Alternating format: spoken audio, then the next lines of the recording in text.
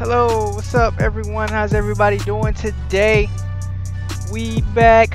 It's Friday night with Fella and Rev. Straight Talk Sports Cast. My boy Rev Rowe. How you doing today, Rev Rowe? Speak to the people. What you want to say to the people today? I'm doing well, man.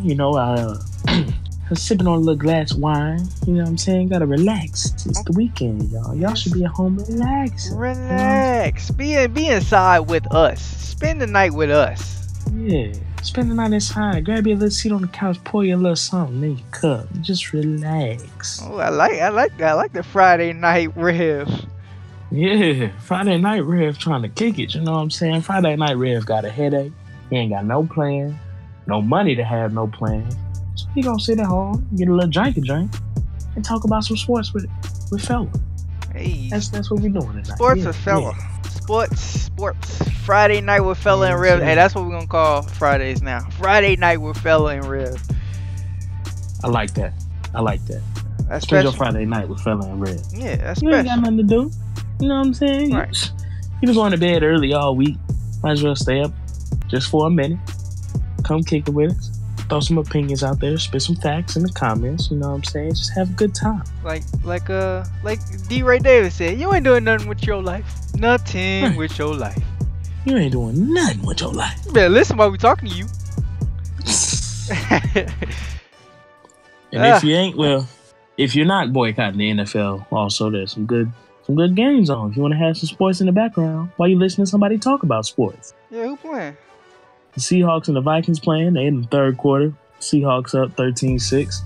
And the Panthers and Patriots are playing. Fourth quarter. Panthers are up 25-6. Also the Lions and Buccaneers. 6-13 Buccaneers way.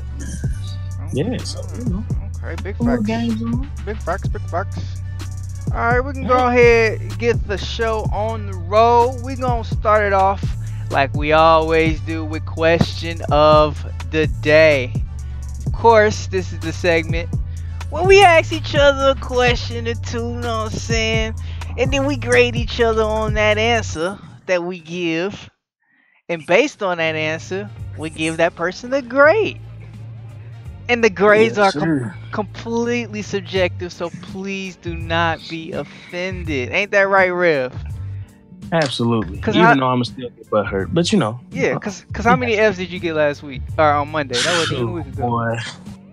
Boy, 2 of them, 2 big ones. It was more than that.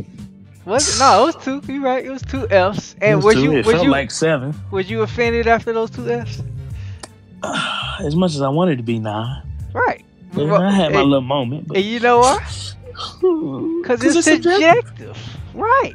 We're not here for the grades. Right. We're here for the question and the answer. It don't matter. I can give you a Z. I don't even know what that means. I'll take that, though. I'll take that. S for super. Oh, yeah. Yeah, I'm going ahead and kick it off with the question of the day. Are you ready, Mr. Rev? Absolutely not, but throw it my way. Alright, this is going to catch you off guard. This is going to really put you on your hot spot. I know, I trust you. You good at improv, so I'm going to go ahead and kick it to you. You're a little poetic, so I got you. You got this, alright? Alright, so in light of the fantasy football season, which I will be discussing later, but that's a little later in the show. Fantasy football season is another fantasy football question. And I don't know if you know this about fantasy football, but you got to come up with your team name. And a lot of people, you know, think they funny. And when they try to be funny, they always like to use puns. They try to be punny. Okay? True. So my question to you is, what would your creative, punny fantasy football team name be? If you could come up with one on the spot right now. It's got to be punny. Gotta be punny. I've never been a very punny person. Puns are corny to me, man. Really? I don't know. And I say a lot of corny stuff that to me is kind of funny, but like puns, I feel like I be having to think too hard about. Like somebody throw something out there and I'll make a pun on it, but just coming up with one, man.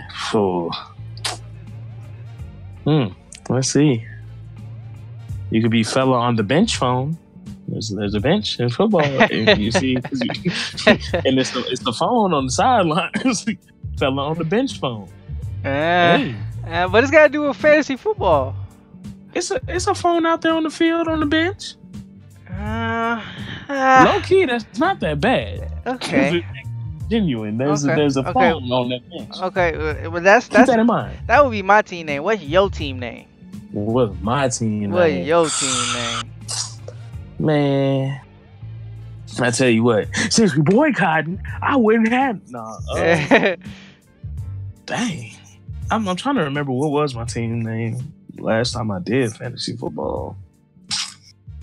I don't know. If I were to make one this year, it'd probably be something stupid like the St. Louis Ligmas or something. something retarded or man. Framundas. It'd be like, what's Framunda? Framunda didn't, you know what I'm saying? But so I don't know. You gotta think about that. Come on, give me a final answer. Final answer. All right, a final answer. Oh, this is a whack question. I did not enjoy this one whatsoever.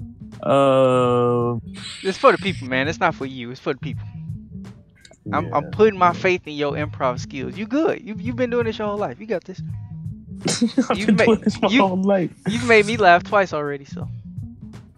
Man, you know I did win a trophy in high school for being funny. You remember that? Right. That's why I put you on the spot. See, if you put me on the spot in this situation, if you ask this question to me, it would just be, you would set the whole show up for failure because I'm not funny. Very true. Let me see. Who's your number one pick? My number one pick would be Antonio Brown. No, my bad. Le'Veon Bell, my bad. Le'Veon Bell. Saved by the Bell, right? Because he's probably going to be your best player. Okay. I like that. Saved by the Bell.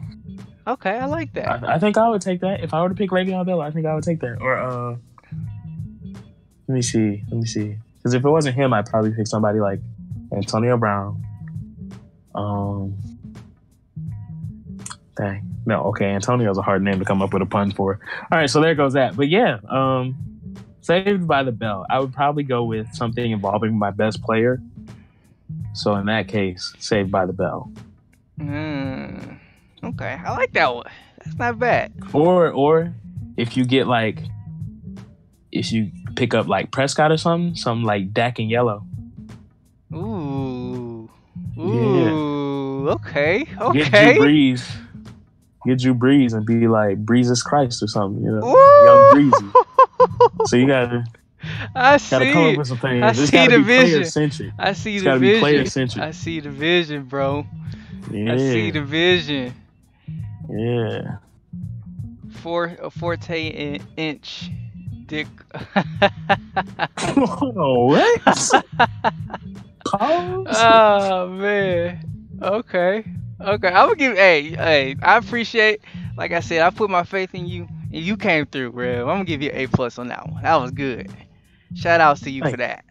Cause you wasn't. I didn't preface him with this question at all. I put him on the spot, and he came through with 3 good names. Boy, I had no idea what you was gonna ask me today. Yeah. That's why I was like, oh. That was good. And then Jed came in 14 inch dicka. Okay. That's hilarious. And then Zeke and Destroy. Zeke and Destroy is tough. Yeah. Dak and Yellow, Zeke and Destroy. Yeah. No Romo, because my name is Romo. No Romo. Yeah, No Romo was good too. Yeah, that would have been good for your team name. Yeah. I like that. No Romo. No Romo. Yeah. Dang. See, now I'm gonna be thinking of some. I'm gonna find some other ones. Yeah. See, that was a good question. You say you didn't like that question. That was a good question. Somewhere along the line in this show, it's just going. That got your creative juices flowing. Yeah, you got me thinking now. Yeah, it's hopefully gonna make the show even better. I think so. Ooh, right. The Dak Street Boys. The Dak Street Boys. But I wouldn't want Dak Prescott as my quarterback. I ain't gonna lie. Who really would? Nobody. With all the available options, you're not taking him right away. He gonna give you 100 yards, or no, I'm sorry, 200 yards and 1 touchdown each week, and you're gonna be very upset. Mm. Yeah, you're not wrong. You're not wrong. The Brady Bunch. Lane. Hey, kick him. Hey, give him a 600. Brandon Gales, you out of here. I'll give you a 600. Throw some L's in the chat. Yeah, L's in the chat. Yeah, get that Patriot stuff out of here. Anybody here for that? Oh, I put one in there too for you, buddy. Yeah. So I give you A plus, man. A plus on that one. Thank you. Let me hear it from the people. Go ahead. I got you. I'm the people. All right. So, this is my question to you. All right. And this is kind of a tough one. I'm trying to make sure I don't leave any names off, because I was looking at this earlier. But okay, all right. So you got number 1 pick in the draft, right? Yep. This is basketball draft. Okay. Number 1 pick in this draft class, you have Shaq, you got Wilt, you got Bron, you got Magic, you got Jordan, and I believe Bill Russell was also on the board. Who do you take with that number 1 pick, and why? This is easy. You take Jordan. You take Jordan. Easily. That's not a hard question. He's a GOAT. Why would you take anybody not named Michael Jordan? A very cop-out answer, Josh. No, it's not. How is that a cop-out answer? No cop-out. That's just an easy question. I ain't gonna lie to you. We'll take Jordan off the board. Yeah, that makes it a little more different. I didn't pick Jordan, so really? We'll take Jordan off the board. You got Shaq, Bron, Magic, and we'll just say, shoot, Shaq, Bron, Magic. 3 on the board. Who you gonna take? Now this is harder for me, cause I think too many people pick Jordan off rip just because. Yeah, without really having more of a reason than because. But why wouldn't you pick Jordan? Why wouldn't you pick the GOAT? It don't make no sense. It wouldn't make any sense to pick anybody other than the GOAT. But you said Magic, Shaq, and Bron. I took off Wilt and Bill because would they really still do it if they were in a modern era? Shots fired. Nah, just playing. I want to take Shaq. Like, every bit of me wants to take Shaq, but I feel like I would be stupid if I didn't take Bron. Cause Shaq is just my favorite, personally. One of my favorite greats. Absolutely. Nah,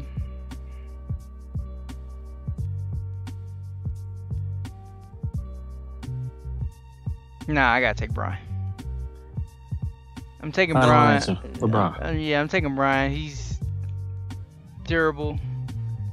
I know he's gonna get me to the finals for at least eight years in a row. Okay. And if you get me to the finals 8 years in a row, I'm happy. I'm making a lot of money whether we win or lose. I'm making more when we win, but I'm still making money when we lose. And he can play every position on the court. Shaq can only play center position. Fair enough.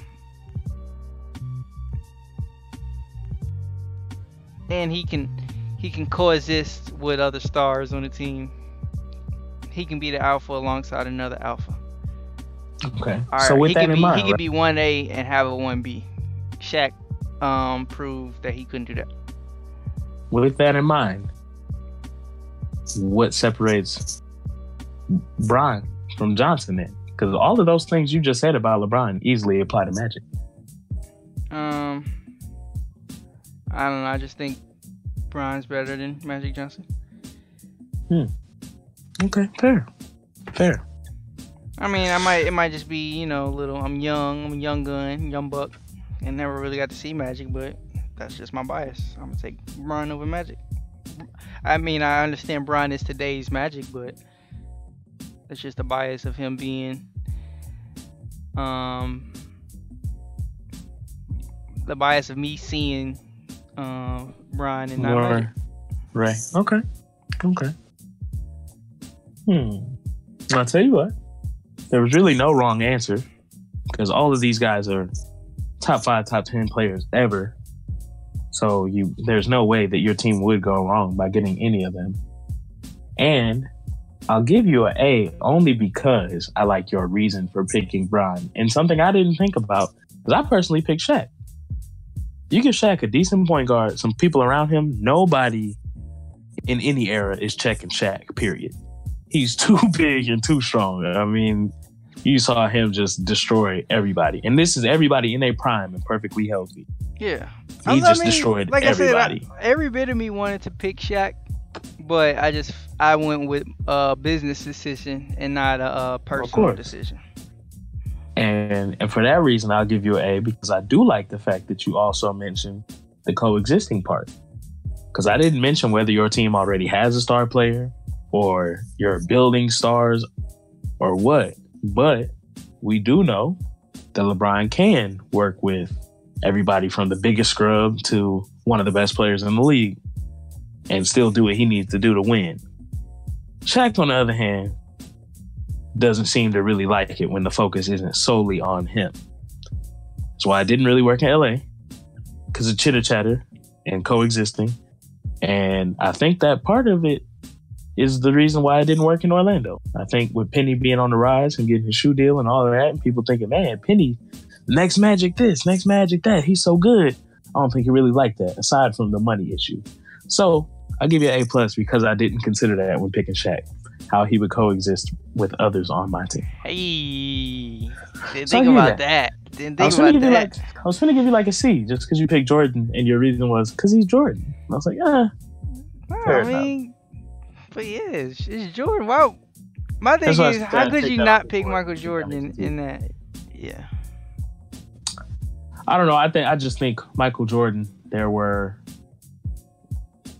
I guess, more ways to figure out how to stop him or slow him down than there are for Shaq. For Shaq, really all you can make him do was shoot free throws to slow him down. Jordan, especially if we're talking Jordan's era basketball, you punch that man in the ribs. You kind of slow him down a little bit. Shaq, harder to stop him. Yeah, but like you said, all you gotta do is send him into the free throw line. While it seems like a small weakness, that's a big weakness. Yeah, right. That's a huge weakness. Hackett Shaq was a huge pain to him. Fair enough. And had he not had that, he probably would be the all-time leader scorer. Either that or make he'd be close. 75% of his free throws. Yeah, if he could at least been decent. And then I'll give you, because like I said, the comparison or the reasons as to why to pick LeBron. Literally everything you said fits Magic Johnson precisely. But LeBron has a jump shot that Magic Johnson did not have. So for that reason, I'll take your pick of LeBron. That's a decent pick. A for you. We're playing nice ball today. We had a nice start today. Question of the day. A+. Yeah, man. A+ in the chat. I'm proud of you, man. You led the show off with the clutch answers. So I started sweating, man. My head was hurt. I know, man. Come up with something good. I gotta put that pressure on you, man. Make you be great. You need me. No, just playing. You need me, Otis. Ain't nobody coming to see you, Otis. But I guess we can go ahead and get to the meat of the show.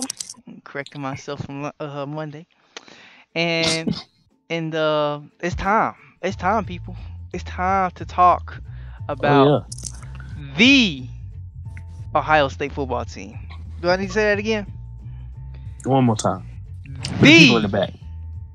Ohio State football team. It's time to talk about Ohio State, Urban Meyer, and all the fiasco that they've had going on for the last 2 or 3 weeks, maybe.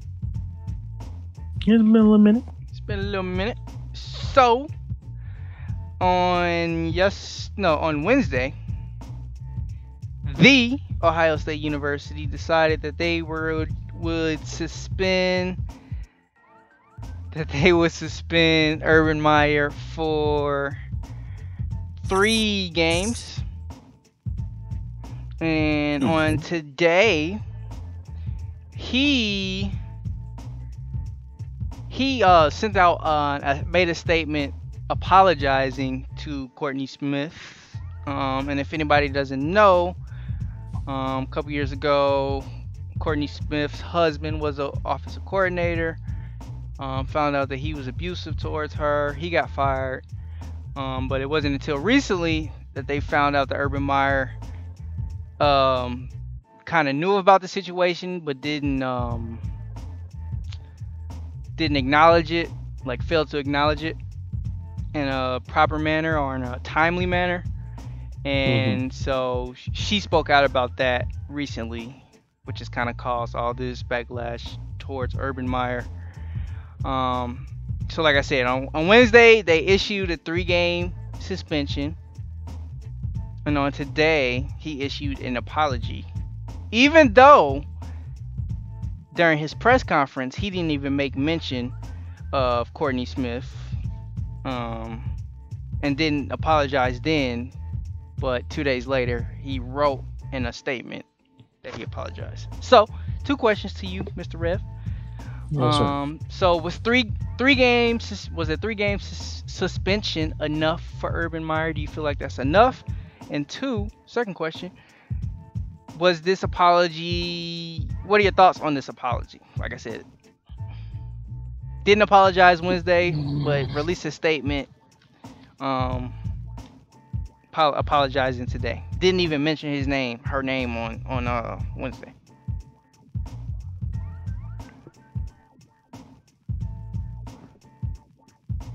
Hello, are you there?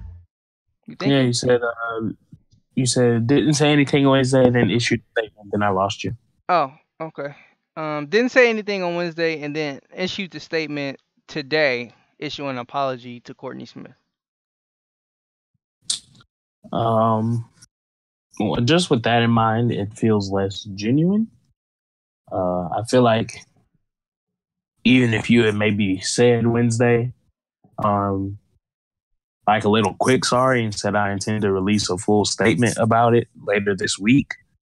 So, that's where you can hear the full in-depth apology or whatever. But to just be like, yeah, I ain't got nothing to say about it. And then all of a sudden now, here's the statement. Because plenty of times people have a statement planned to push out about something, especially when it's like public apologies for actions. But they at least still acknowledge it and say a little something. So to me, they're kind of not saying anything at all. It feels like the statement is kind of a PR pushed thing. Like you need to put out something to make people kind of view this as, at least in some way you feel remorse for it. As far as 3 games. Yeah, that's the big question that kind of started off a lot of this. Like everybody knew the suspension was coming. They didn't know how long it would be. Ohio State said 3 games, and people were kind of upset about it. How many games they play a year? Let's just do some math. 3 games in the regular season. I think they play 12. 13 or 12. Okay. No. Yeah, 11 or 12. Sorry. So 3 games out of about 12. Yeah. And this is for domestic abuse and violence, correct? Like this wasn't some little small thing, right? Well, he didn't do the domestic abuse. But he was aware, right? Yeah. He was involved by association. If you don't come out and say nothing. Well, no, he wasn't involved. It was just his offensive coordinator was abusive to his wife. His wife tried to reach out to Urban Meyer's wife, trying to get some help, and he lied about knowing about the situation, even though his wife knew. I don't know, man. It sounds a little iffy. I don't know. I feel like I guess since he isn't the direct, it'd be different if he's the one doing it. I could see you expecting more games, maybe. Um, because I feel like if you do too many games, it's like, dude, he's not the one putting his hands on somebody. But if you don't do enough games, it feels like for real, we just not going at all kind of hold him accountable for having any knowledge of it or any, being even close to the issue. So I guess 3 isn't really that bad when you put it in perspective. 'Cause like I said, if you came out and said like 5, that's half the season. Why is he out half the season for something that he personally didn't directly do? And then if you only suspended him for like 1 game, it'd be like, why'd you even waste your time? That's the like, what did that really do? Yeah, but So Billy makes a good point. He did lie. He lied about knowing. I mean, So he tried to I just basically he tried to cover it like to a certain extent he was trying to cover it up. well, yeah, because it saves his neck, part of his coaching staff. At least, well, I didn't know about it. But like I said, I feel like that's a fine line to walk because does he deserve more than 3 games? Because then, yeah, he lied, but like, dang, he got to do that. I don't know. I don't know how I feel about that. Any of these issues, I feel like it's strange that some people will call the mobs out and be wanting their head on a platter in the media, and then other people, there's excuses made on some sides, or there's, oh, well, he don't deserve this. Okay, but if it was so and so, you had a problem with it. Um, so I don't know. I just feel like it's because it is the program that it is, and because it is the coach that it is, he's going to get a little bit of a different treatment.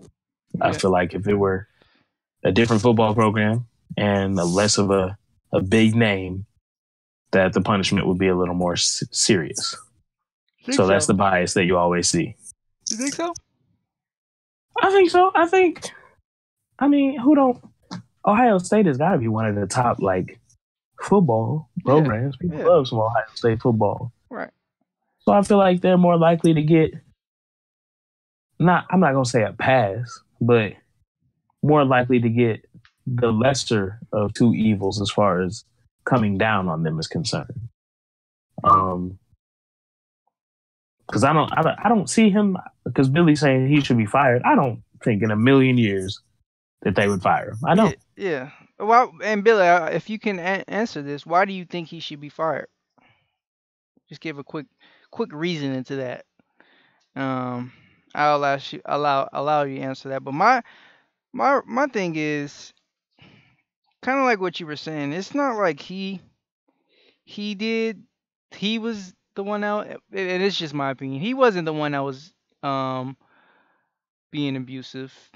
Yes, he was. I guess you could say he was trying to suppress somebody else being abusive, but I don't think that deems or means that you should be fired. I think Yeah. that's a little extreme because it's not like he actually did anything wrong. Right. If he did it, and that's what I'm saying, even with like game suspensions for people that feel like there should be more or something, Yeah. I feel like at that point, that's more so for the actual, I don't want to say criminal, but the actual person that's acting out these things. Yeah. I don't feel like that's the fair way to treat somebody that, not that it's at all acceptable that he knew it and didn't do something about it or tried to curb it. Like, no, I don't really know. And But if you think that he should be fired just because he lied, I mean, people lie every day, B. right. You see how do you know who's the president right now? Like he literally lies every day.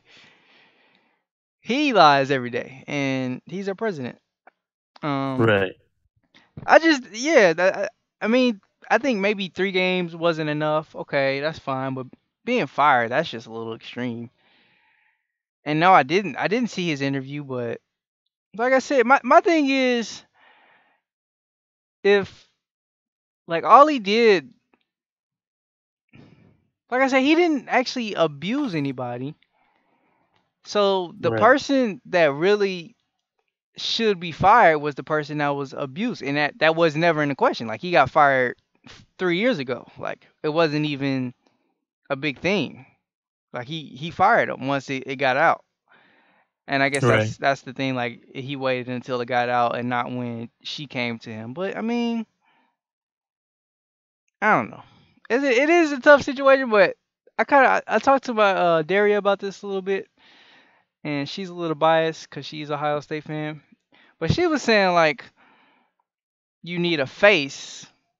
They need only reason that this is even a situation is because they needed a face for kind of like the scandal because well her question was, do you even know what the offensive coordinator looks like? Right. Had you More known, times than not, you have no idea what these yeah, other yeah, guys had you known, um, had this player been the offensive coordinator, they wouldn't need to fire, say, or I'm sorry, had Zach Smith been the head coach, for instance, and say the wife reached out to the offensive coordinator, they probably would not have gone after the offensive coordinator when you don't know his face. Does that make Mm-hmm. sense? Kind of similar to the. If you think about it, it is a little bit similar. No, it's not. Never mind. I'm not even gonna say that because it's not similar to that at all. But yeah, it's just him being suspended and being fired is two completely different things. Yeah. And I don't see any reason to why you would fire him for something that he didn't do. Um, even though, yeah, he should have reported it, but we all make mistakes. It was a mistake, and it's not like this is something. This is not a theme of his locker room where this is multiple the second or third occasion. This is kind of like the first time that we know of that this has happened. So yeah, you lose honesty in him. You lose Mm-hmm. trust in the man. Okay. But just because somebody lied about one thing, you don't fire them. If it becomes a habit and you notice more and more worse things, like the thing with Jim Tressel, he got caught under that situation with the autographs and stuff. He got caught up in that situation, but that was because he had been caught up in multiple situations before then Mm-hmm. with Ohio State. So yeah, I don't think he should be fired, but 3 games maybe not enough. It probably should have been more than 3 games, but that's neither here nor there really. Because at the end of the day, he still got his job. Right. And that's why I said I think that 3 games is the fine line where this is just enough. Because if we did any less, people would be like, for real, y'all not going to do nothing about this. But if they did too many more, people would be like, dang, he ain't even the one that did it. Okay, he lied. Right. So I feel like 3 games is the only thing they can get close to a middle ground to where they feel like to some degree this will satisfy all parties involved. Yeah. He's still getting his punishment in some form. It's not excessive because he wasn't the one that actually did these things, Yeah. but he does need to take the fall for it. So I feel like 3 games was probably the best way to handle it, or really the only way without feeling like that's too much, you know? It should have been like 4 or 5. But yeah, I mean, still. And if we're gonna be fired, if anybody's gonna get fired about lying, it should be the president, because he literally lies every day. And Any career politician is sitting in their chair lying every day. So right. if we about to start pulling they lied, they need to be fired card, fire your mayor, Right. your Secretary of State, fire everybody everywhere. You know, just get up, throw the whole White House away, Or throw the whole Senate away. you can even look at the Brian Williams situation where he lied about, I don't know if you know, he lied about War Story. He said that he was a part of some plane crashing when he really wasn't, or helicopter crashing when he really wasn't. Got caught. He didn't lose his job.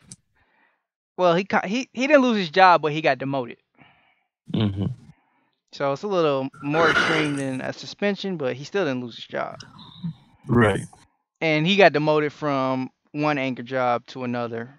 The late night, which I guess is like the main big anchor job, and he just got demoted to MSNBC. So, like I said, lying is not a reason to be fired in today's age. And Mm-hmm. the only reason it might have been a reason in the past is because we didn't recognize, or people thought that people were actually 100% honest all the time, Mm-hmm. something like that. But yeah, and to speak on the apology, yeah, I do agree with you as far as it being he messed up by not apologizing. They just messed up as a whole by not saying something Wednesday when they had a 20 to 30 minute presser. Yeah. That's just stupid, and you're not showing any remorse. So, I mean, it's clear that he's probably not as remorseful as he should be. Um, and maybe he hasn't learned his lesson, but I don't think that's still not enough to fire him. Yeah. I think He just doesn't know. I agree. He doesn't know I how to agree. the handle this situation. Obviously. Yeah, he clearly that's not the proper way to handle that. Like you said, you got a whole press conference where you literally have time to say something. Because, like I said, there are plenty of times where people make a small statement because they plan to release an official and formal statement at a later date. So you could at least say something. But yeah, so that wasn't the right way to handle that. But no, I agree.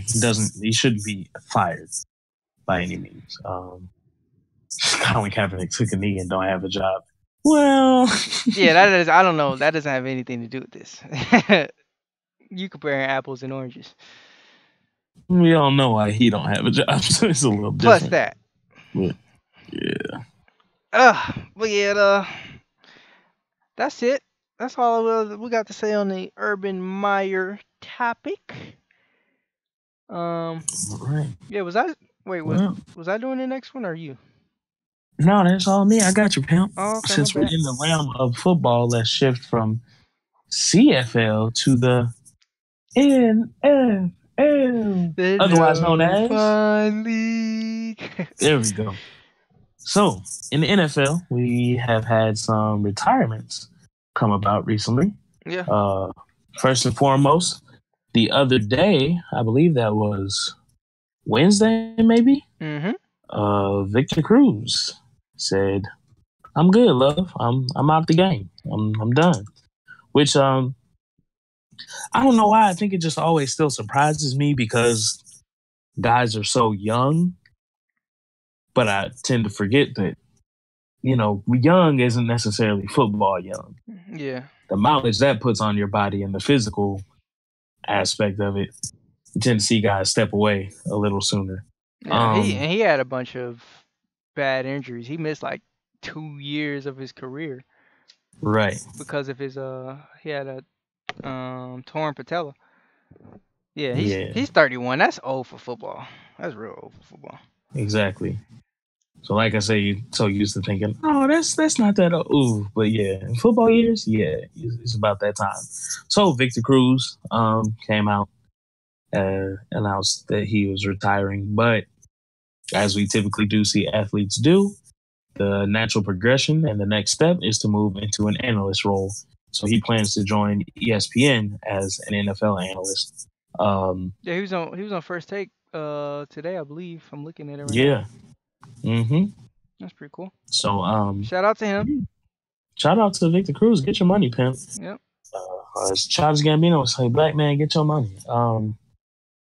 I think one of the interesting things about these athletes, though, and this is all across the board, it is kind of nice for them, even though it's, the jobs that we kind of need and want.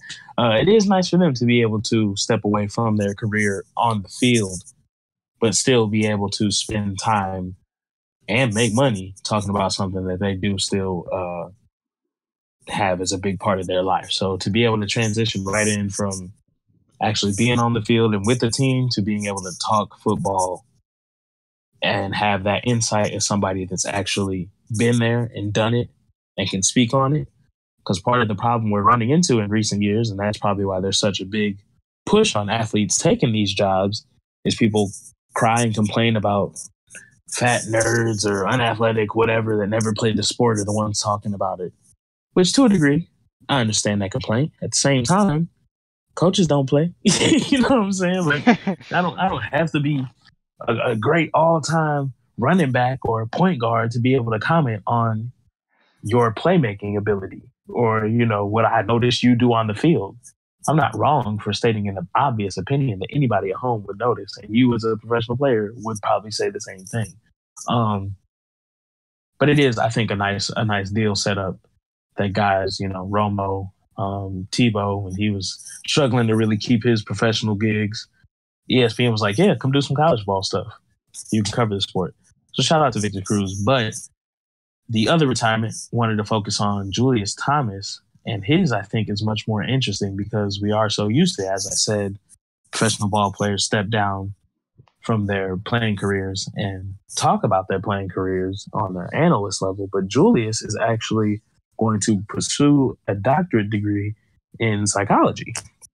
So to me, this was pretty interesting because not often have I personally heard about athletes retiring and going to not only get a degree, but to try to go get a doctorate. And one of the things he's apparently interested in is studying and looking into chronic traumatic CTE.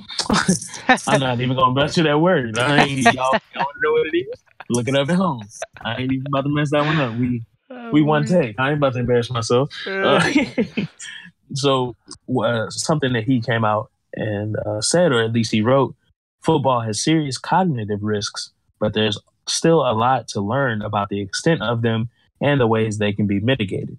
The ability to assist with the latest research being done on brain trauma and the pursuit to better understand CTE. To study it, not just from the perspective of a psychologist or a clinician, but also, I got dyslexia today, but also as a person who has played for several years at the highest level is something that excites me. So I really do like the fact that we talked about CTE a couple times over the last several weeks. I do like the fact that not only is this man pursuing a nice goal in trying to get another degree, or a degree period, but a doctorate, and then with that, wanting to study something that is close to the sport, trying to get a better understanding and help be part of the group of people that are trying to get better understanding and do more research into CTE, seeing as we talked about,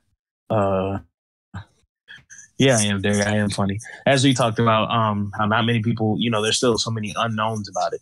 So the fact that him being somebody that is close to the topic, being that he is a professional player, him wanting to use his free time now and pursuing his degree to be able to do more study about CTE and ways to really get a better understanding on it. I think that's really dope and commendable, personally.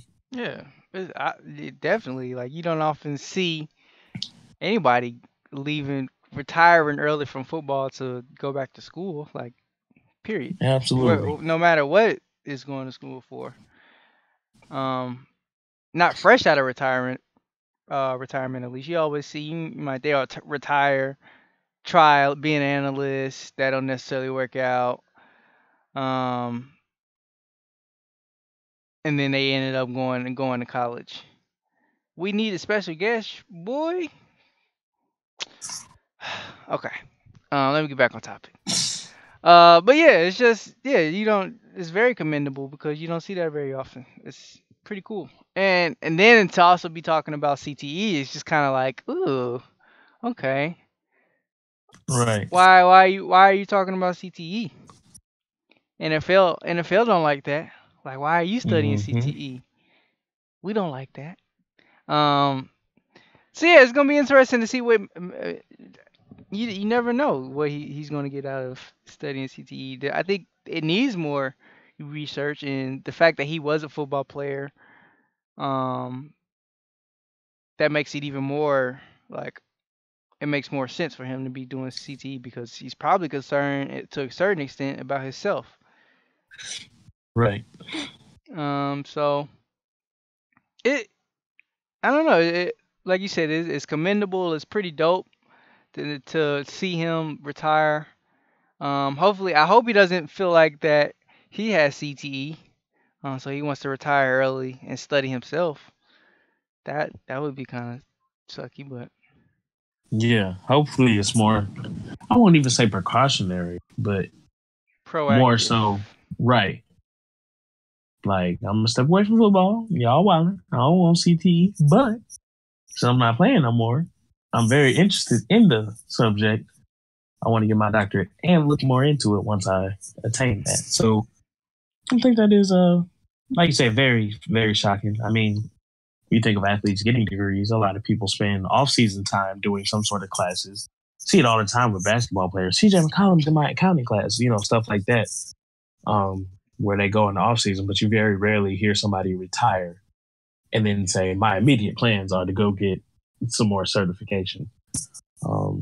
So that alone, I was like, oh, that's commendable. But then to understand his reasoning, Yeah. that's really dope. And I hope that him being so close to the subject maybe will bring some sort of perspective. And he might be able to help more since he'll be. I mean, I'm just thinking ideally, right? He's able to be with some group and study CTE. They can say, okay, well, since you did play the sport, we can look at you a little bit, and maybe he can see like, okay, so this is you, this is your brain on drugs, that type of thing. Like, this is how you can see what things are there, and see if maybe they can see how you can notice it forming or how you can notice signs of it incoming or something. I don't know how that could really work, but that's all just speculation at that point. But anyway, I think that was really, really interesting to see. Yeah, and one thing that he did say in the article was studying therapy and becoming well trained in it so that I can help heal people from their emotional and mental pain. So basically, yeah, I just think he's probably to a certain extent been in that emotional and mental pain. So now he wants to take his knowledge of what he can. He probably recognizes that he can get a PhD, and he's smart enough because not everybody is just gonna be like, yeah, I'm gonna just get a PhD. Right. It's never that simple, but he's probably got some prior knowledge to it. And he's recognized kind of like his true calling and being a football player, and he's using that platform to hopefully, potentially, help others. So it's pretty dope. Absolutely. Never mind. I ain't even gonna say it. I'm still trying to figure out. It's chronic traumatic encephalopathy. Encephalopathy. Chronic traumatic encephalopathy. Okay, yeah. CTE, guys. There's a reason we just call it CTE. The E word is a little problematic to say. It's not really hard to say, but getting your tongue to cooperate with the letters you're trying to form is a hard thing. So if anybody ever asks you what CTE means, just say you don't know. Save yourself the trouble, because it's hard to get your You read it, Josh. You Google that later, and I'd like to hear you say it 3 times fast. I ain't gonna say it 3 times fast, but boy, I say it. I say it. Encephalopathy. I say it one time for the one time. Go ahead. Hold, let me look it up. Yeah. Chronic traumatic encephalopathy. It's okay. See, now I got it. I can sound sophisticated next time somebody bring up CTE. I'm gonna be ready. Yeah. Oh, what's that mean? Chronic traumatic encephalopathy. Yeah. But otherwise known as CTE, it's a brain. And you see what I'm saying? When you look at it, you're like, hold on now. Yeah. It's what am I looking at? It's encephalopathy. It's encephalopathy. Encephalopathy. Mm-hmm. Or maybe it's encephalopathy. You naturally want to go laugh still, even though there's no H after that P. It's hard. Anyway, moving onward. Let's talk Serena Williams, Josh. You got some news for me about that. Yeah, so Serena Williams, it was announced today that, let's see, I want to make sure I get his title right.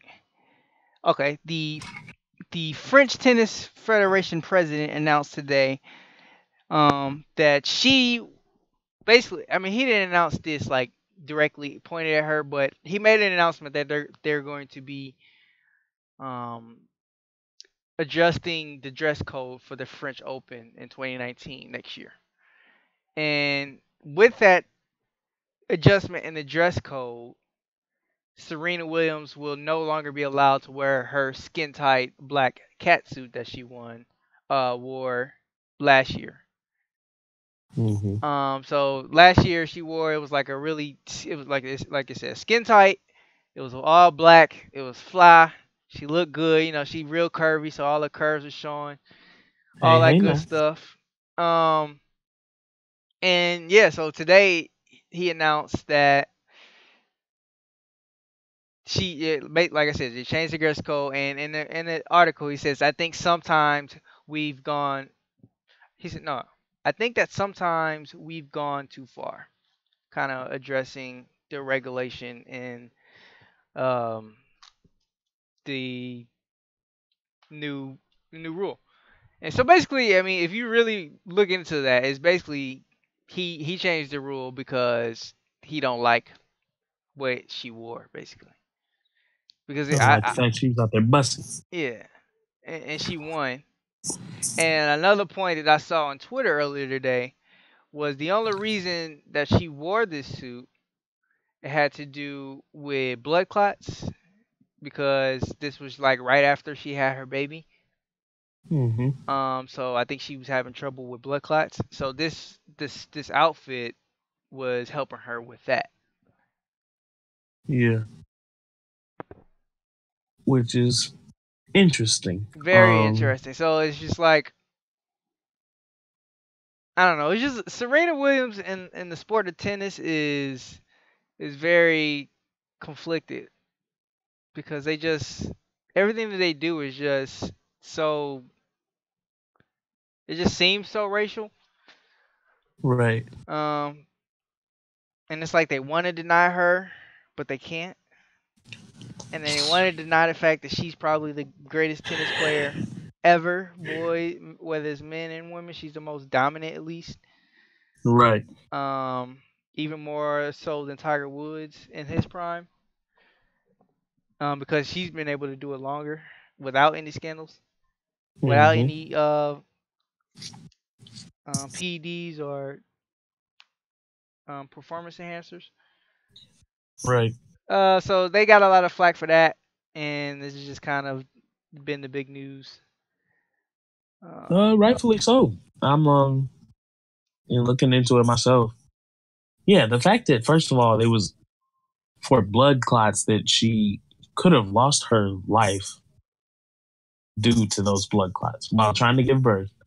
That could have cost her life, those blood clots. So if that helped her to deal with any issue relevant to those blood clots, for you to put any type of restriction on that is very stupid to me and very just kind of like unconcerned, because if that's, it's almost like just anything that people wear. I think of like James Harden with the tape on his shoulder and stuff. Some people like took issue with that, but it's for a reason. I'm not wearing this for style or something. Like, this is helping me with something, obviously. So how you gonna tell me I can't wear it or I shouldn't be wearing it? And then, what is it really hurting? I could have wore some jeans and a 3XL white tee, and I can still whoop almost anybody on this tennis court. So right. why are you worried about what I'm wearing? What is it stopping? And I think this is probably another one of those cases where a woman built like Serena makes people a little uncomfortable sometimes. They not ready to see all that. Wearing her little tight pants, they're like, what is that? We ain't used to seeing all that. That's too much. That's too much. You're seeing all these little skinny gals and they ain't got nothing going on. So I don't know. I think that's something ridiculous. If this ain't hurting anybody as far as performance, it's not making any unfair advantages. It's not really doing anything. It's not like I got a big swastika or a middle finger on it or something. Like I'm literally just wearing it to play tennis. Yeah, So I feel like that's really and the stupid. tennis is one of those sports where they create all these rules. They want people to look a certain way, but the reality is you can't make somebody that naturally doesn't look like everybody else look a certain way. Exactly. And so they try to basically what they try to do is minimize that as much as possible. But And even if it is about the thickness, she gonna be thick in whatever you put her in. right. So it don't matter if it's skin tight pants, a little skirt, she gonna be just as built. So I don't really know what you think you're avoiding or anything? Or? I would But like. hey, I want to hear what Serena has to say about this. I hope she says she's typically really open and honest with what she says. So maybe she might, and we might not hear a soundbite about it until the French Open, which will be early next year, which sucks. But or it might be she might say something about it at the U.S. Open later this year. So I will be excited to see her say anything or say something about this. Just kind of see what she thinks because she's always got good sound bites and like you said, she's pretty uncut with what she says right. and true to her blackness, which I respect. But she don't. I mean, right now she probably don't care because Forbes did just announce um that she's the highest earning female athlete in the world right now. So she not really tripping off this, I'm sure. And this was just announced 2 days ago.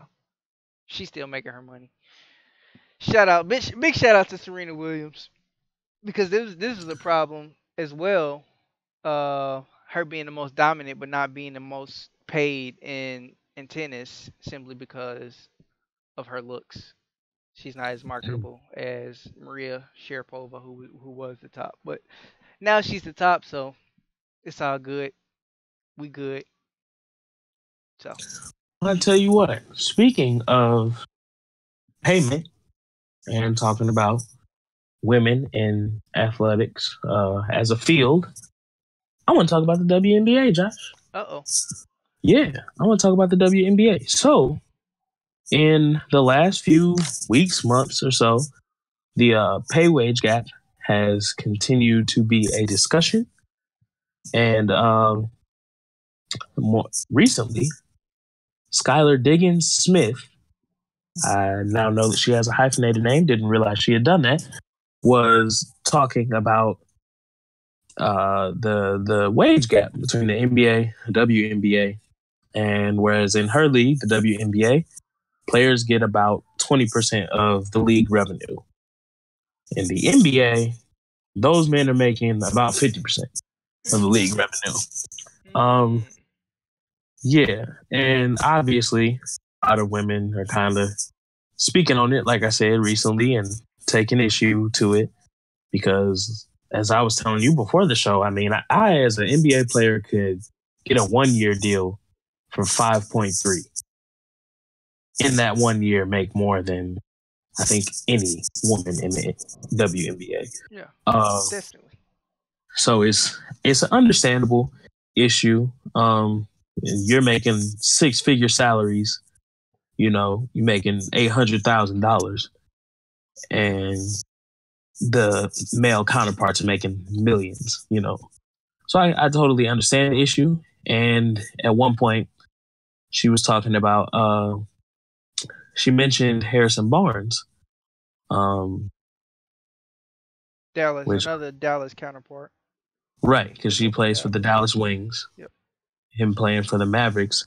So I'm trying to find where her statement was about him, but she basically, in a sense, was asking like, okay, well, what were his stats last year? Because a lot of, I guess, people like to make the excuse of numbers and such like that. You know, well, LeBron James, you know, his 154 million contract, of course he's worth it. So, okay, with that said, Harrison Barnes is making a nice chunk of change. What are his numbers? What all NBA teams is he making? When the last time you heard somebody talk about Harrison Barnes after he left your team, Josh? I mean, let's be real. You know, so I understand her trying to use him as the sacrificial lamb of her argument, so to speak.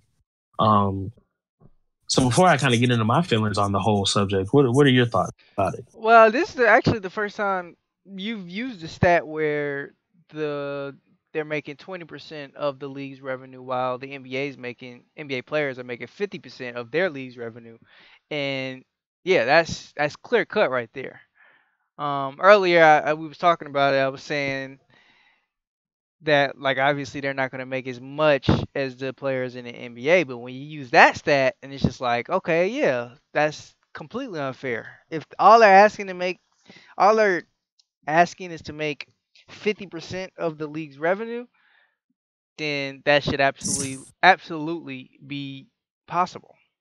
If it's possible in the NBA, it should be. I don't see any reason why it would be possible. It wouldn't be possible in the WNBA. Right. So I guess my original knowledge kind of point on the statement is a little ignorant.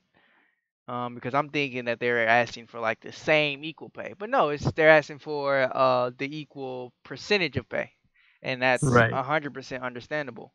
I never agree with the okay, LeBron does this and this and that. He's led his team to 8 straight finals. He should be paid this amount of money. No, that doesn't have any merit because there's plenty of players that dominate in the WNBA, yet they're still not making that amount of money or that percentage of money.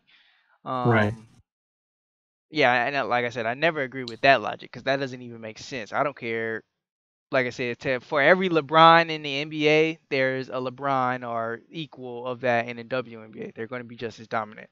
Maya Moore Exactly. is going to be just as dominant, or Diana Taurasi. Diane. Yeah, definitely. Diana Taurasi is probably the GOAT. Is easily the GOAT in the WNBA. Or Liz Cambage. She's been balling all year. So Right. um Yeah, yeah, that's always a faulty argument in my yeah, opinion. that's 100% agree. that's definitely a faulty argument. But yeah, if they're trying to just get equal pay in that aspect of 50% of the league revenue, absolutely they should be getting 50% of the league revenue. And Hmm. it's a good point. So if a player like Harrison Barnes is making X amount of money, um, who's probably at this point in his career average at best, probably even below average, and has really been below average his entire career. It's not what anybody expected of him coming out of way back in high school. Definitely didn't expect that of him coming out of high school, and probably didn't expect that of him coming out of college. If that caliber player can get that amount of money in the WNBA, percentage wise, the WNBA player should be able to get that amount of money in the WNBA easily because like you said, they're just asking for a fair pay wage as far as what the league makes, and I hope they understand how much the league is making, and obviously they know it's not making as much as the NBA.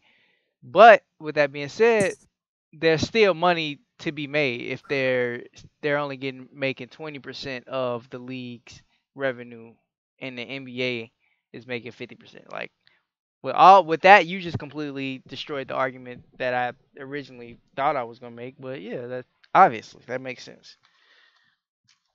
Yeah, and well, another thing she brought out. Oh, and speaking of I remember, I think the first really incidents where this topic started coming out, Asia Wilson, excuse me, she plays for the Las Vegas Aces. She's a forward for them. Whenever LeBron signed his contract, she tweeted out 154 mil, ... must be nice. We over here looking for an M, but Lord, let me get back in my lane. So it is definitely something that they're concerned about. And it is understandable, like you said, when you're looking at it from a wage percentage in correlation to what your league is making. I get it. I totally get it. But something else Skylar Diggins Smith brought out was, I would be curious to know how successful we could be with such a great product if we had the same platform as the guys do. Think about the marketing dollars that they spend on guys, the platform given to them, branding opportunities, TV deals, endorsement deals. Is kind of like the chicken and the egg. So my only problem with that becomes an honest conversation about marketability. Unfortunately, nobody else wants to hear it, but it's 100% truth. Women's basketball on any level is never nearly as easy to market as men's basketball. I personally love women's basketball. I commentate women's basketball. It doesn't bother me at all. But realistically, I can even see as a fan of women's basketball, it's not as easy to market. Because even in the But even let me I'm gonna stop you. I don't mean to cut you off, but this is what I'm gonna say to that. If if they've never really tried, like, have you really ever seen a real effort to market women's basketball? And I've watched women's basketball. Like I said, Daria used to do the stats at community college, St. Louis Community College, in Forest Park. And the girls' basketball team was actually more interesting to watch than the men's basketball team. She did both. And between the two, the girls was way better and it were way more entertaining to watch. So my question to you is, do you think they've really given a true effort to market? And I think this is Skylar Diggins' points. They haven't really given a true effort to market the WNBA. Like they market it and they try to, but it hasn't been anything major. Like they haven't dropped major money on the WNBA like they could. My personal feeling is it's easy to say they could, but what major money do you have to drop if you ain't making major money? I mean, clearly Because let's be they. honest, they're not putting butts in seats. So marketing, I mean, sure, if you want to go all out marketing campaign, you can go ahead and try it. But if over time it's pretty much proven itself on all levels, not just WNBA, college basketball, high school basketball, not as many people show up to women's games, period. And when people hear about the WNBA playoffs or whatever, they laugh it off. You know, they did, I forget the player's name, they did so dirty because she did some stupid like falling over the head, trying to throw the ball up, layup, and people was posting it. These are supposed to be quote unquote highlight pages talking about, look at this 360 layup. Oh, meanwhile, in the WNBA layup contest. So they just, and it's unfortunate, but their league is made out to be a joke. And people, the revenue isn't nearly as it is with the NBA. It's not nearly as global. It's not nearly watched as much. So I think it's really hard to feasibly put and make sense out of putting large amounts of money into marketing campaigns for a league that, for all intents and purposes, likely won't be much more successful than it is. I mean, I'd hate to say that personally. I'm not being biased or, trying to come off as saying that's how I personally feel, and me as a fan, but I don't see it. I don't see it changing anytime soon. And then another thing that she mentioned was, it's unfortunate that men make more money for the same amount of work or even less. But unfortunately, in your case, Skylar, you guys played 34 games. Your season is super short. Your playoffs are not a full format and don't make nearly the money NBA playoffs do. NBA is 82 games plus, depending on your conference team, a long playoff stretch. So, in a way, it's hard to really compare the two. I understand the point, and I totally understand wanting more percentage of what the league is making going towards your check. That I totally agree makes sense. You do deserve that. But as far as marketability issues and concerns, there has to be some honest dialogue here. Let's be real. But and I'm just saying, you cannot. The numbers are not supporting any argument of them being close. You look up in the stands on the court. Y'all ain't even filling the arenas, even close to filling the arenas. So how do you expect marketing campaigns to genuinely be effective if people just genuinely aren't as interested? By the time your season comes around, people are focused on baseball. They're like, oh, okay, NBA is over, baseball time.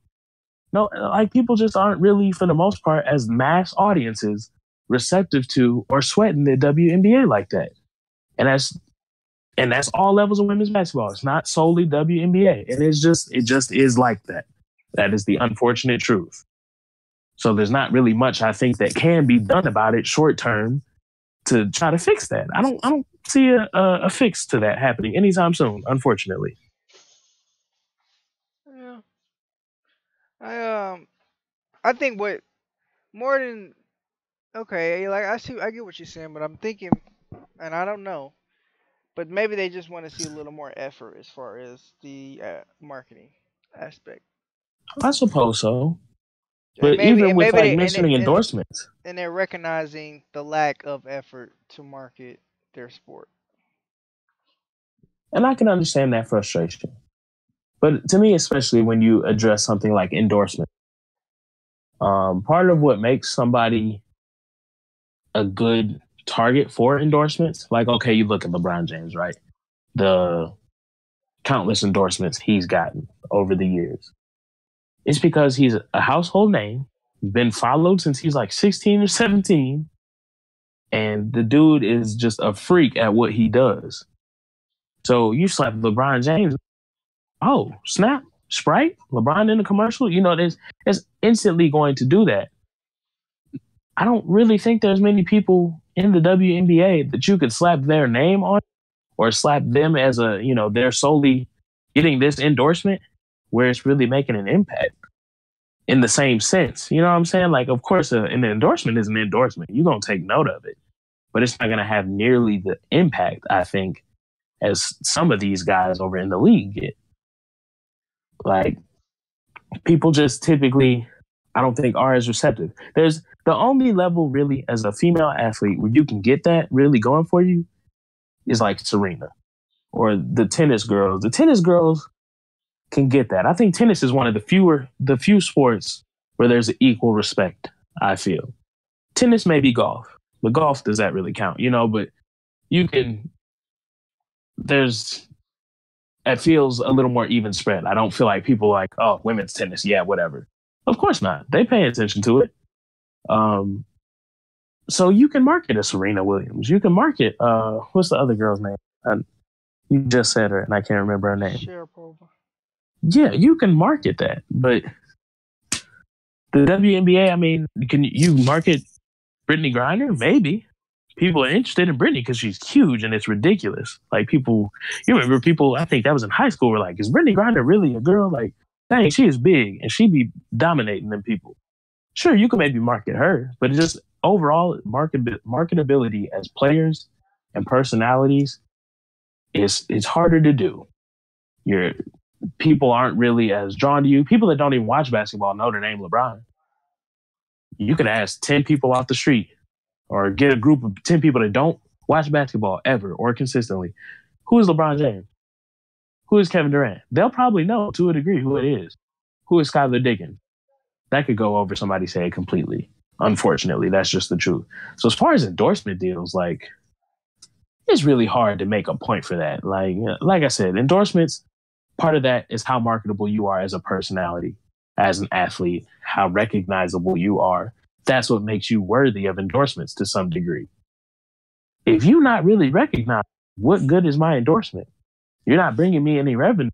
Recognizes your name on things, or nobody recognizes you as, oh, that's Dallas Wings forward Skylar Diggins Smith. So I don't know. It's a really rough discussion, and it's unfortunate. I would disagree. If you follow sports, you know who Skylar Diggins is. But that's what I'm saying. Endorsements don't always curtail strictly to sports fans. Some of these people, the reason they get endorsements is because it's beyond sports. They're public figures that are recognizable when they're not on the court or in their jersey. Whereas that's not necessarily going to be the case for WNBA athletes. So that kind of makes it harder for you to get that same type of setup. Yeah, I don't know. It's an interesting topic. I think it's worth the discussion. I, by all means, hope that they get paid more. They deserve it. They do. They should continue to speak out about it.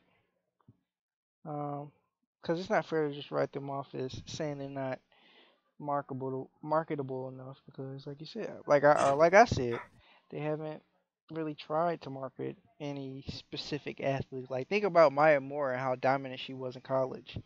They didn't really try to market her after college, as far as and in her rookie year led them to the championship. Like, they could have marketed the hell out of her.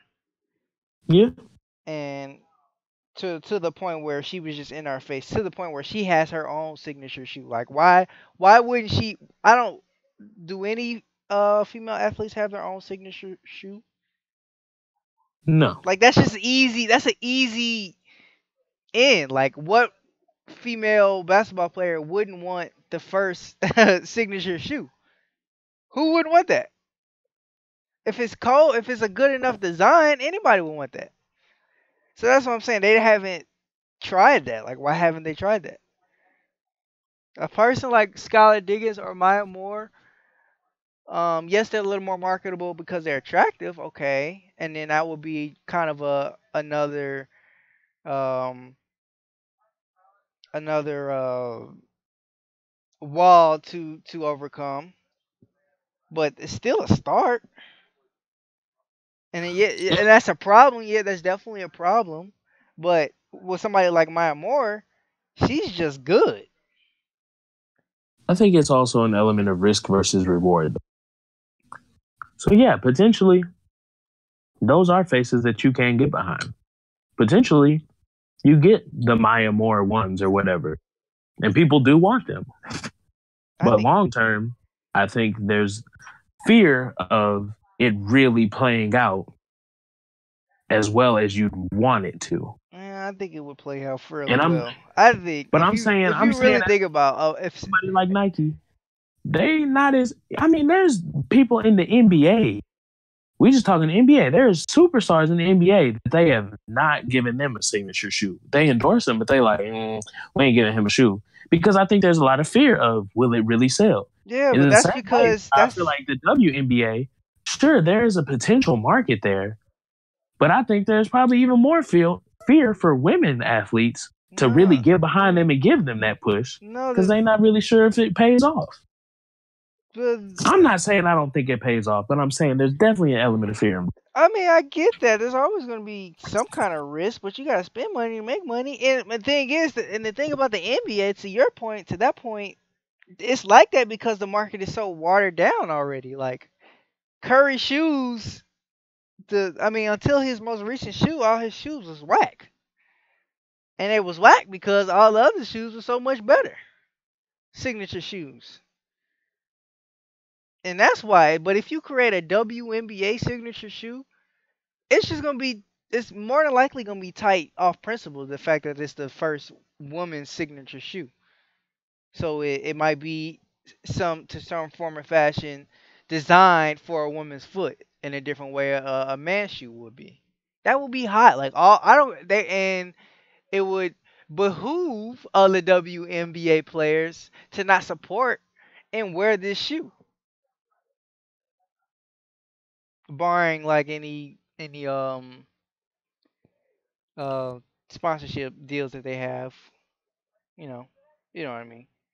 Yeah. But that would be this is a new market. That's a new market that nobody has touched yet to this day. So why wouldn't they do that? Why haven't they done that? And that's why I say I think that it's deeper than just the WNBA. It's easier to point the finger at them because that's who's signing your contracts. But you have to realize the companies around the WNBA and involved with it, there's just as much issue with them as there is with your actual league. So that's what I'm saying. I feel like it's a hard thing to fix because sure, the WNBA might say, you know what, we can get behind this more. Are the sponsors just as willing? Maybe not. So that kind of makes it hard. But that's You'd that's be hard pressed that's the to, that's the point. but I'm Why? saying, how do you fix that? You can't fix that, really. But That's a hard thing to that's the fix. point that they're making. Why aren't the sponsors behind us? Is it simply You just know because why? we're women? You know why?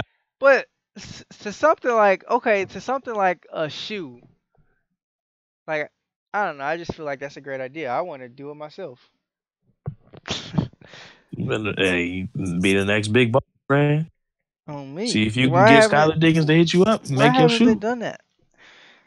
I That's a, personally feel like it's a fine idea. There are plenty of little girls, high school girls, college girls plenty, all over there.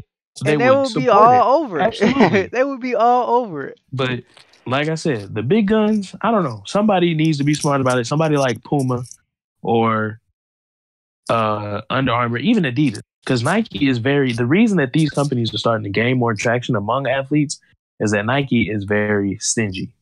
Nike is tight fisted with who they give what benefits to and who they really want to give the main push. They ran off Kanye. Ran off Kanye. Didn't want to do anything with Steph. And Under Armour's like, we'll make you some shoes. They might be doo-doo for a minute, but we'll make some. Yeah. Of course you'll take that. You can be the main guy. Puma, we was all like, what? Y'all signing top draft picks to Puma? But hell, that's untapped market right there. Because you could be a Nike or Adidas slave for 3 or 4 years before they even think about giving you something exclusive to you. Yep. So if somebody's smart, they're hearing this or thinking something along the same lines, and they do it, because Nike damn sure ain't gonna do it. Just to be honest with you, they ain't gonna do it no time soon. Nike is all about inclusiveness and all of this stuff, and even having Nike like hijabs to let everybody feel included. But making a women's signature sneaker, I don't see them doing it anytime soon. They wow.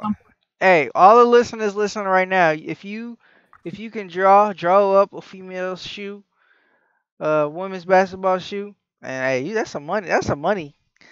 That's a treasure right there. That's a great idea. I can't believe I just announced that to the public. I should have kept that to myself. I'm kind of upset at myself. Because I've literally never thought about this. Like, why don't any women have their own signature shoe? Yeah, well, it's crazy. That's crazy.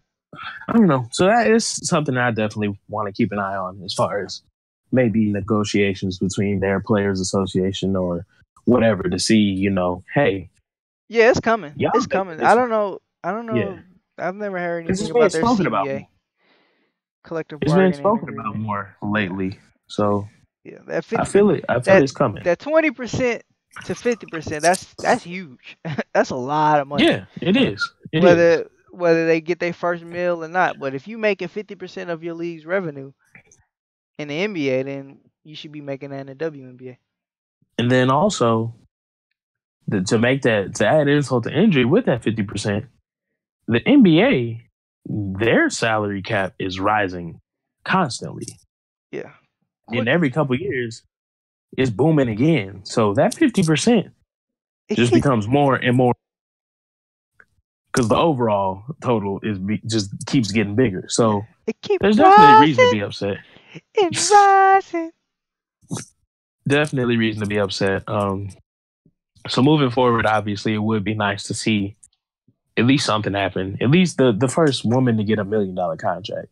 Yeah. You know, that would be nice to see. Because like I said, regardless of the points I'm making, I don't personally feel that way. It would be nice to see the WNBA get just as much shine. I was telling you, I watch their games. When I get a chance and it's on TV, I watch it. There was one year, this was like 2 years ago, and almost every night a game was on, sitting there watching it. Just because I love basketball. So of course I was going to watch it. Playoffs was over. I didn't want to hear nobody talk about Golden State on SportsCenter. So yeah, I was watching WNBA. So it'd be nice to see them get more recognition. She also talked about players, you know, in the NBA supporting them more. Kobe has come to games.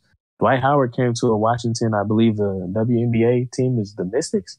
He was at one of their games. Mm-hmm. So just saying, you know, hey, if y'all show some more support, that would be cool too. But so anyway, let the WNBA get some respect. Let them get some shine. Yeah. I also wanted to bring out, since we mentioned Diana Taurasi and Brittany Griner, they are in the playoffs right now. They're about to start a best-of-5 game series with the Seattle. What is it? Seattle Storm. The Seattle Storm. Yeah. They're starting that Sunday. So the playoffs are on and popping right now in the WNBA, if you'd like to check that out. And the other day, Brittany, Diana, and DeWanna Bonner combined for 77 points. First trio of teammates to combine for 77. Which is a pretty impressive performance by the Phoenix Mercury the other day. So make sure you check them out in the playoffs, man. To them. Like you said, Diana she one of the GOATs of the WNBA. No, she's one of the GOATs of basketball, period. Well, yeah, absolutely. She's a great player. And I think she is that LeBron James figure for the WNBA. Yeah. You think NBA? No, she's like a Kobe. She's a Kobe. Yeah, she's getting up there too. I wonder how much longer she'll actually be playing. I think she retired. I feel like she got to be soon at least. I'd like to see her go out with a bang if she is. I'd love to see her, you know, finish out this playoff stretch strong, if that is the case. Because she is definitely one of the faces of their league. She's 36. So yeah, man. Yeah, the fact she's still playing, shout out to her. She out here on her Vince Carter. Yeah. Check that out, man. Y'all listening? Y'all want some basketball? Check out some WNBA playoff basketball. Quick question of the day. You mentioned the first $1 million contract, hopefully for one of these WNBA players. Do you know the first $1 million shortstop in Major League Baseball? Couldn't tell you if I tried. I don't know. The great Ozzie Smith, St. Louis Cardinals. First $1 million shortstop back in the 80s. Check that out. Yep. And that was, where'd you get that from? That was very quick. You just pulled that out of nowhere. No, I just know that. I just know that. But yeah. Oh. I'm sorry. I was distracted by something. Interesting fun fact. You know I love fun facts. Mm-hmm. So I dig that. Good job. No problem. Alrighty. Well, enough of the WNBA talk. Josh, you know what time it is? What time is it? It's time for the Petty Betty. The Petty Betty of the week. Ooh, I like this segment. This week, who's petty? Who's the petty Betty?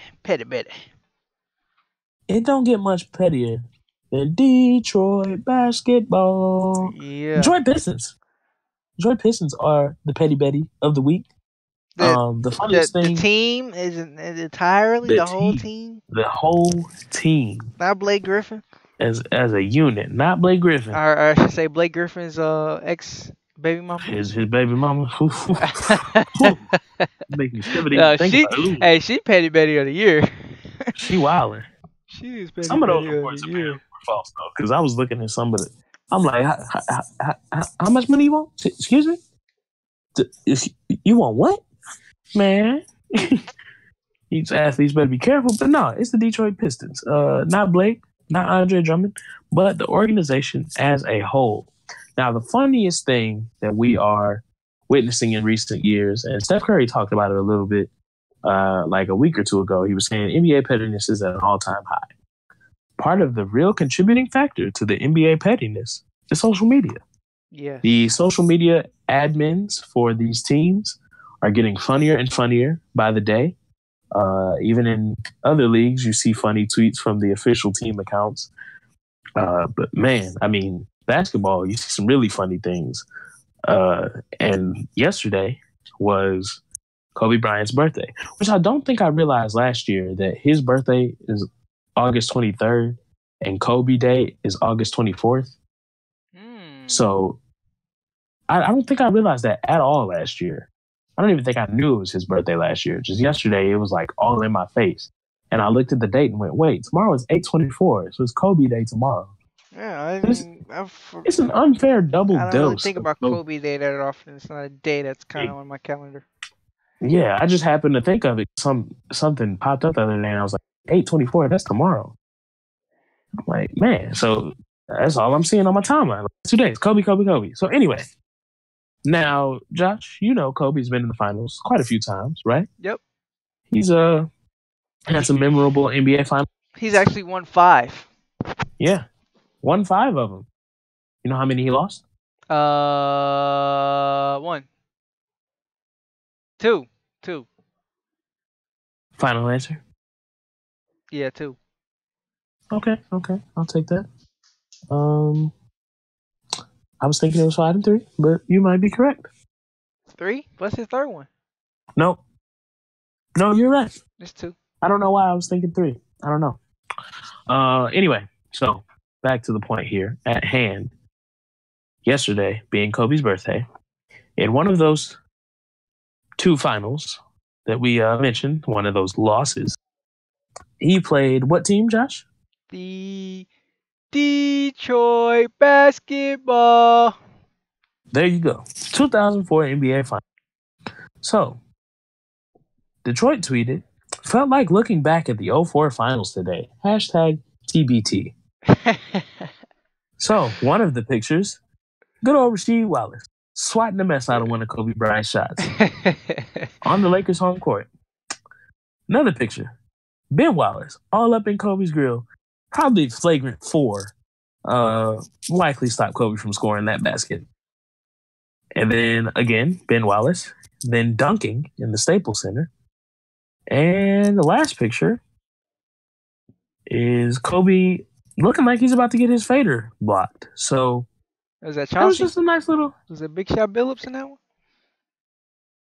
They look a little light to be Big Shot Billups right there. That ain't Big Shot Billups. Who was number 8 on that Detroit Pistons team? Oh, number 8? Yeah. I don't know.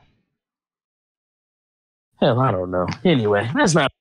He got it packed. Okay, so Detroit Pistons got to be the pettiest franchise because y'all didn't have Thursdays every week for how long? Y'all wasn't thinking about this during the finals and saying, "Hey, speaking of NBA championships, Right. TBT to 2004 when we won." Nah. Y'all gonna wait until the man's birthday to say, "Hey, look, it's Thursday. Let's have a throwback of us beating him." Just coincidentally, thought it was a good day to look back on 2004. No relevance at all. There's no particular reason why we picked it. It's just Thursday and we're thinking about it. Right. It's not on this day. Right. It's not on this day. It's not, this month 14 years ago or nothing like that. There's no direct correlation besides, the guy we played in that final series is Kobe Bryant. And they also on that team, you have Shaq, Karl Malone, and Gary Payton all played on that Laker team, but all the pictures featured Kobe Bryant in an embarrassing moment. Exactly. Yeah, it's pretty funny. Nothing else at all ever mentioned about any of the other players on that team. It's not Shaq getting dunked on or swatted. It's not Karl Malone, on the floor or something. Just Kobe.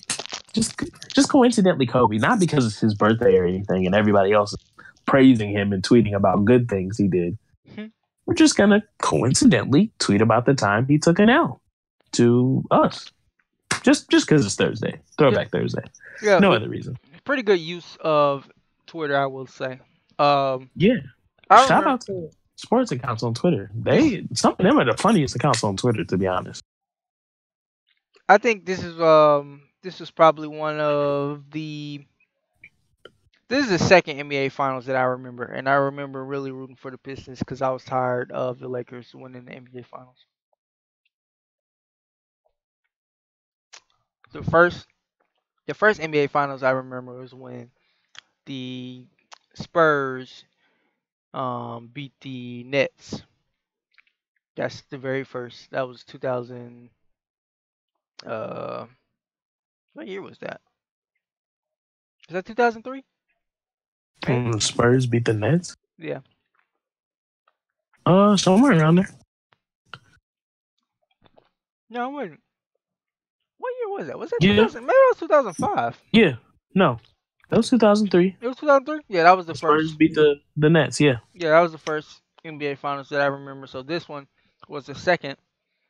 And I was pretty happy because I didn't like Kobe at all as a kid. And I was tired of the Lakers in the NBA Finals. But yeah, I think this is a pretty good use of social media. Yeah, social media. This is what social media is for. It's for pettiness. It's for cheap shots. It's acknowledgement of his birthday, but it's also a little cheap shot, and that's all good fun. It's no hard feelings. There's nothing wrong with that. It cranked me up, dog. Because I was like, wow, for real. All the Thursdays y'all done had, all the time that y'all could have posted this. But you know what? As somebody that's beat Kobe, something doesn't feel right about people tweeting about him all day. And we know they're going to be tweeting about him all day tomorrow. I think it's just conveniently a good time to kind of remind people, hey, what happened in 2004? But it worked. It worked because it was actually Thursday. So when they realized his birthday was on Thursday, whoever was on their little social media team couldn't wait for his birthday. I honestly, if I were Detroit, I'd post a Flashback Friday too, just of them holding the trophy. Just, hey, by the way, Flashback Friday, we won. Just to double down on. Hey, Dario made a good point though. She said, 5 is bigger than 3. 5 5 represents a man's number championship. 3 represents 3 the represents a entire franchise. franchise. That's all you gotta do is clap Yeah. back. And that's all Kobe had to say. But you know, Kobe's Kobe. He don't want to Hey, entertain social media. if the Lakers were real, they tweet that GIF of Kobe looking at that fan, then looking at his hand and counting to 5. Yeah, they should have. Missed opportunity. If I run the Lakers Twitter page, that's all I'm tweeting. I'm tweeting that GIF with a period. That's it. That and then what you gotta do, I don't know, something 3. You gotta do 3. Oh, you gotta have a picture of Shaq and Kobe holding 3 fingers when they three-peated. Yeah, you can do something like that. Just something to, rub your elbow in a bit. Oh, by the way. Yeah, that is actually a fair point. They could have did a gif of Kobe doing the 5, and then in a single tweet did the greater than sign, and then Shaq and Kobe holding up 3 for the 3-peat. Man, that's honestly one of the jobs I take. Social media coordinator for a professional page. Y'all ain't seen Petty. Shoot. Let me. The Golden State's page has to be one of the funniest pages to run because people hate you already. So anything you tweet, people are gonna hate and think it's petty, and there's gonna be billions of people that think it's hilarious. You win the petty baby of the year social media account. Let it be LeBron's birthday, and I'm tweeting that gift from when he got the ball stolen, and he look up like, what? Happy birthday, GOAT, in quotations. But I mean, yeah. So it's been a funny week for social media, especially that was the icing on the cake for me because, like you said, it was Thursday, and just to me, the fact that like. There's no other excuse besides the fact y'all just being childish right now. Right. But it just worked so smoothly. So that's good. Detroit Pistons, only thing you'll win in quite some time. Please enjoy it. Petty Betty of the week. You earned it. Yeah. I need to start making some applications. Social media director. Oh, me. Those jobs, that's a good paying job. There are jobs out there for sure.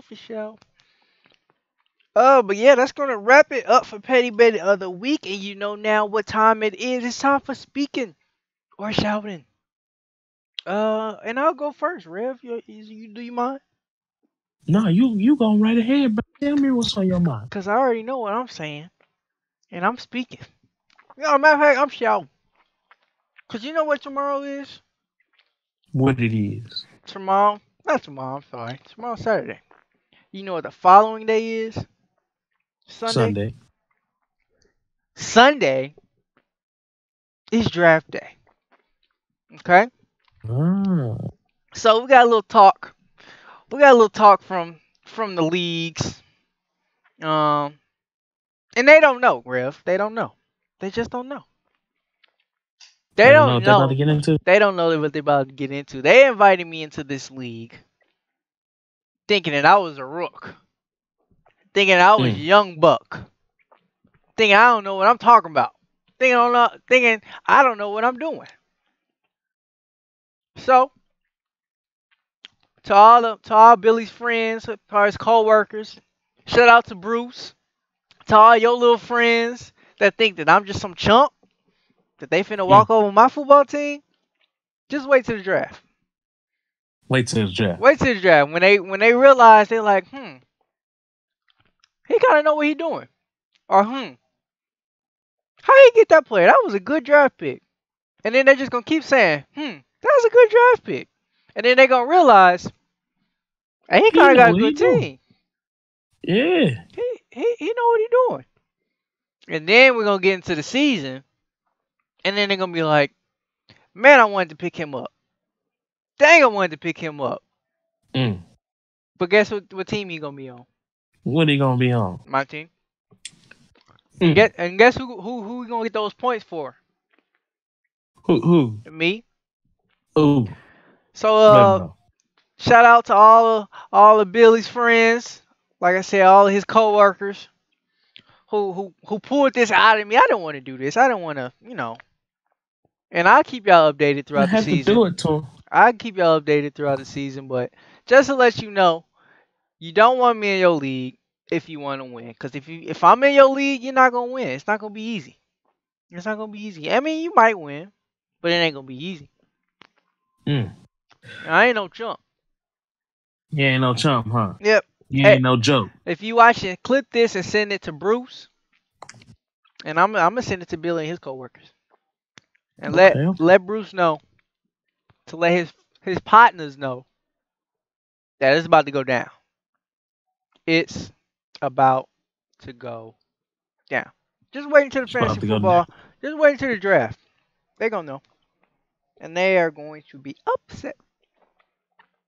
That's all I gotta say. That's all you gotta say, huh? That's all I gotta say, player. Okay. I admire the confidence. I admire that. You see, I'm gonna let them know that y'all made the wrong choice, sleeping on me in your league. I like that confidence, Josh. Check you out. Yeah, don't sleep on me. This ain't no question of the day, but that's a type of answer, my friend. They gonna learn. Like I said, they gonna learn on Sunday. They gonna learn today, and they gonna be constantly reminded throughout the season. Barring any injuries, I don't play, and I'm the best drafter that I know. I dig it. Okay. I'll take that. I appreciate that. Yeah, no problem. Well, today I'm just speaking on something I noticed the other day. Well, I've been noticing it for several months now, going all the way back to July 2nd. But there's. Are you speaking or are you shouting, buddy? I'm just speaking on it. Ain't no shout because my team won free agency. You know what I'm saying? My man Paul George is still wearing number 13 in the blue and orange, so I have nothing to shout about. Life is good. I'm happy. I got one of the best two-way players in the league, and he is proving one of the crazy misconceptions in the NBA that no one wants to play alongside Russell Westbrook. No one wants to play in Oklahoma City. Well, he chose us over LA. But something I've noticed is extreme hate for a man that never once played for you, never once had his name on paper saying he was committed to you.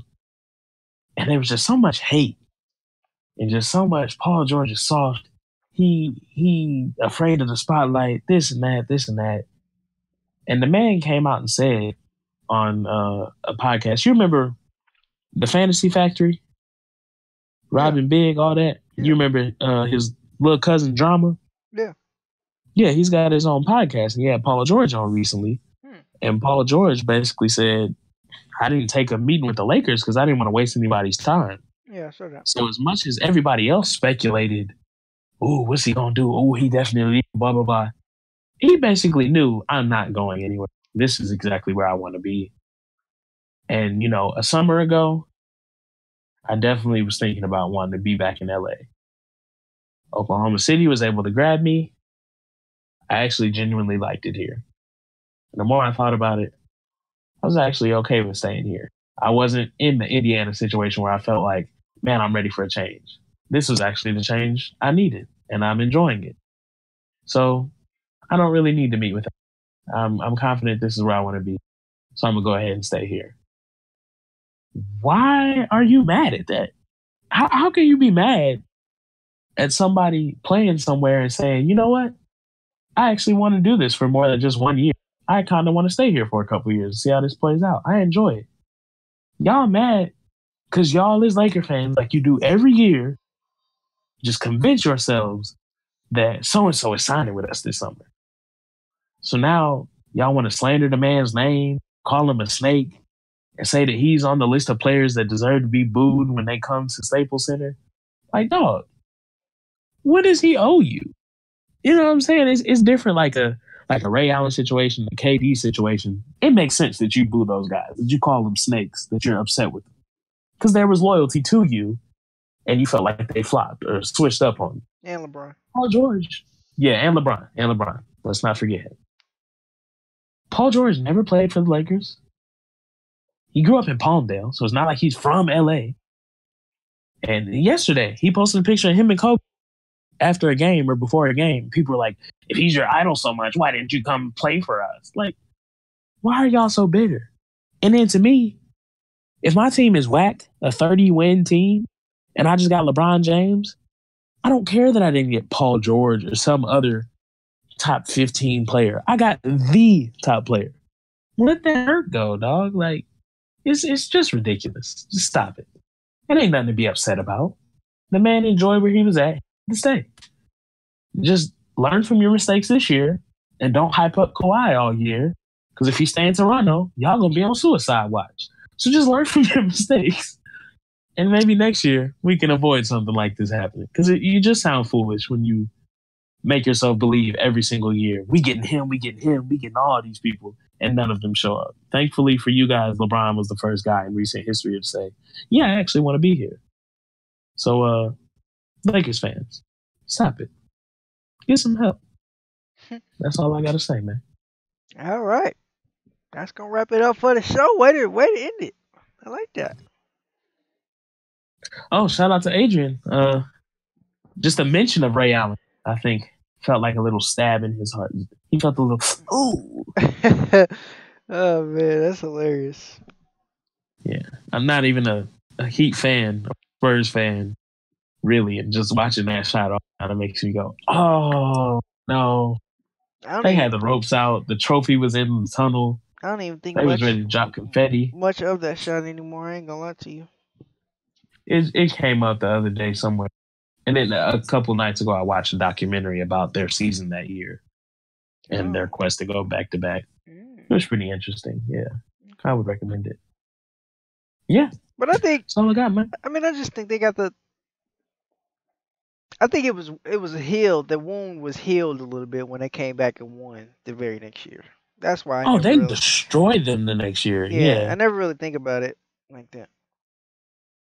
I think it only. Because, of course, revenge feels sweet. But still, to look back and know we were this close, and of all the shots that can be made in the game of basketball, that's what ended up costing us the NBA championship.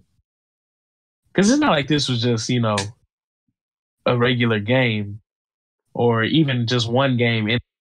The trophy was already there courtside. The floor was roped off. Y'all was on the bench cheering and celebrating. Like the ring was already almost on your finger. And Ray Allen came and said, I got you. Give me your ring. Yep. So I feel like that's why it hurts. Because they just dominated them and really made the Heat go out sad that year. They pushed LeBron out of Miami. But still, to just be so close and have it like snatched away from you, I feel like that's why it hurts so much for Spurs fans. They'll be all right. Or LeBron haters. Yeah. They'll be all right. Also, shout out to AP. He said he doesn't understand why people keep acting like the Spurs ain't going to make the playoffs. I totally agree. The Spurs did just fine without Kawhi, and now they have DeMar DeRozan. If they did okay without another star, and now they just got not as good as Kawhi, don't get me wrong, but they still just replaced him with a star player, they'll definitely be back in the playoffs. But Stop disrespecting San Antonio. They didn't make the playoffs last year, did they? They did. They lost first round. Oh. They did. I mean, yeah. I mean, I guess they'll make the playoffs. Shout out to me for saying the beginning of last year that they weren't an elite team. You said that they weren't an elite team? Mm-hmm. I don't know. They looked pretty elite until y'all sent your monster out to go enter Kawhi Leonard. I mean, that was before last season. Yeah, that's what I'm saying. Y'all ruined the Spurs, okay? That's why nobody likes your team, because y'all ruined everything. The Spurs, Kawhi was single-handedly killing your 4 all-star lineup. Y'all was down by 30. Y'all was down by 30, bro. He was setting the tone. Y'all was going outside. Hey, they may not have just won. Like the Cavs when they won the series had. You remember Batman versus Superman? Superman was going to win, but Batman made him bleed. Kawhi made y'all look sorry. Even if it was just for a minute, he set the tone for everybody else to go, you know what? It's possible. And y'all was like, nah, we ain't trying to lose by 30. Zaza, help. And Zaza said, Zaza will do it. And he went out there and hurt him. It was just one game. One half. One game that ruined San Antonio for the foreseeable future. It was one half of one game. You don't know how they could have came back this year. But y'all hurt Kawhi's feelings and his confidence. And he was afraid to even come play in San Antonio. He was so afraid that he wanted to go not just East, but to a whole new country, all because of Zaza. Hey, man, wrap the show up. Yeah, hey, we don't like to talk about the Warriors on this show because not only are they a waste of space and energy, but it's Josh's team, and it's just despicable that any human being could possibly cheer for a team like that. So, with that said, thank you all very much for your support. Thank you all for showing up. We appreciate the laughs. Some very clippable moments. We need to work on the clip, guy Josh. The CTE moment. Clip that. Funny. That was pretty funny. Yeah, chronic traumatic is CTE. Yeah, some funny moments today. We're gonna hire who wants to be our clip guy? Who gonna be our clip guy or gal? Hey, D, come on now. You be front row every time. You might as well be ready for the clips. Clip it and post it. Hashtag clip that. Hashtag clip that. Ooh, I like that. Hey, we working on it every day. Yeah. More hashtags, more branding, more ways to improve the show. Yeah. So anyway, great show today, guys. Leave us some feedback, whether it be through text, Snapchat, Instagram, DM. I've gotten plenty of feedback lately. For the most part, very positive things, and definitely appreciate hearing opinions on it. It doesn't do us any good if we don't hear back from you to know what we can do to improve. We'll always be better. Yeah, there's always room for improvement. Always room. So feel free to let us know what's up. If you hate it, if you think this show is absolute trash, let us block know. my number because I don't want to hear it. No, let me know. Let me know. Please let me know though. Please. That's the best. That's the best constructive criticism. Absolutely. So yeah, as always, thank you for tuning in. Thanks for coming by and contributing, and can't wait to see you guys Monday afternoon. Peace. Deuces.